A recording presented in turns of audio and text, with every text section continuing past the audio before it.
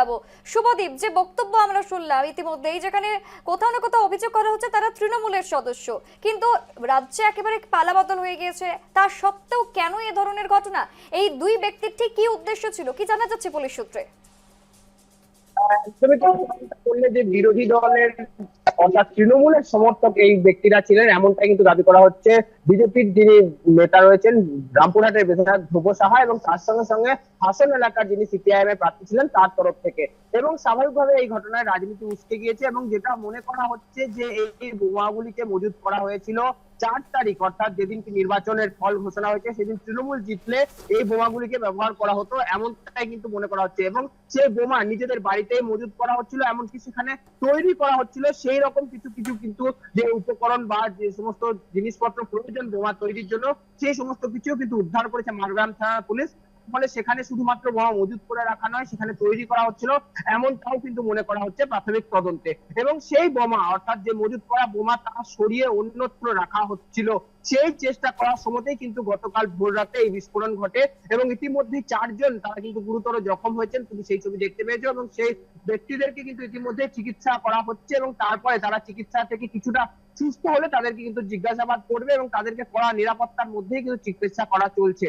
অন্যদিকে এই যার বাড়ি, যে নির্মীয়মান বাড়িটি হাসিবুদ্দিন শেখ করতে ডালু শেখ, তাকে এবং তার সঙ্গে সঙ্গে মিশন শেখ, এই দুই ব্যক্তিকে ইতিমধ্যে গ্রেপ্তার করা হয়েছে। তাদেরকে জিজ্ঞাসাবাদ করা হচ্ছে যে এত বিপুল পরিমাণ বোমা তারা কেন মজুত করেছিল, কোথায় থেকে কোথায় নিয়ে যাওয়া হচ্ছিল, বা বোমা মজুত করা কোথা থেকে শিখেছিল, সমস্ত কিছু পুঙ্খানুপুঙ্খ তদন্ত কিন্তু শুরু করা হয়েছে ইতিমধ্যে।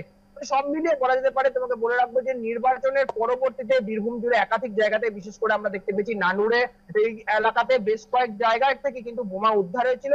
এবার মারগ্রাম, মুর্শিদাবাদের বর্ডার এলাকায় মারগ্রাম, সেখান থেকে বোমা বিস্ফোরণ হলো এবং সেখানেও কিন্তু বোমা বিভিন্ন জায়গায় মজুদ রয়েছে।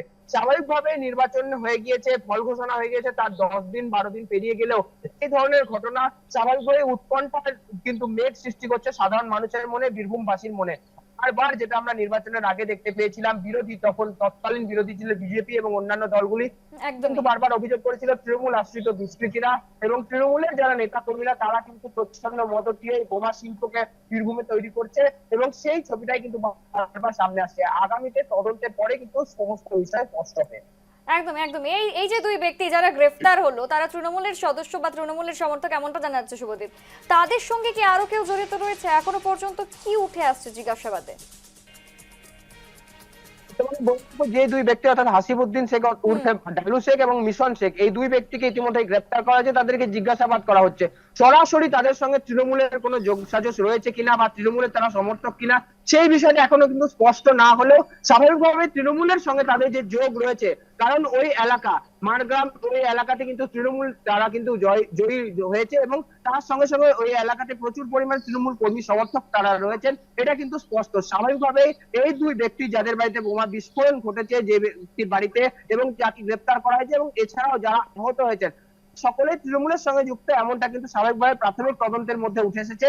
এবং এই বিষয়ে কিন্তু একাধিকবার প্রশ্ন করেছেন এবং তার সঙ্গে সঙ্গে এই বিষয়ে স্পষ্ট তারা জানিয়েছেন যে তৃণমূলের যোগ সাজস রয়েছে, এমনটা কিন্তু জানিয়েছে বিজেপি। অন্যদিকে বিরোধী অন্যান্য দলগুলি কিন্তু অভিযোগ করছে এবং তারা চাইছেন স্বচ্ছ তদন্ত, প্রকৃত তদন্ত তদন্তের ফলে কিন্তু আসলে জানতে পারা যাবে যে এই ব্যক্তিরা কোন দলের সঙ্গে যুক্ত।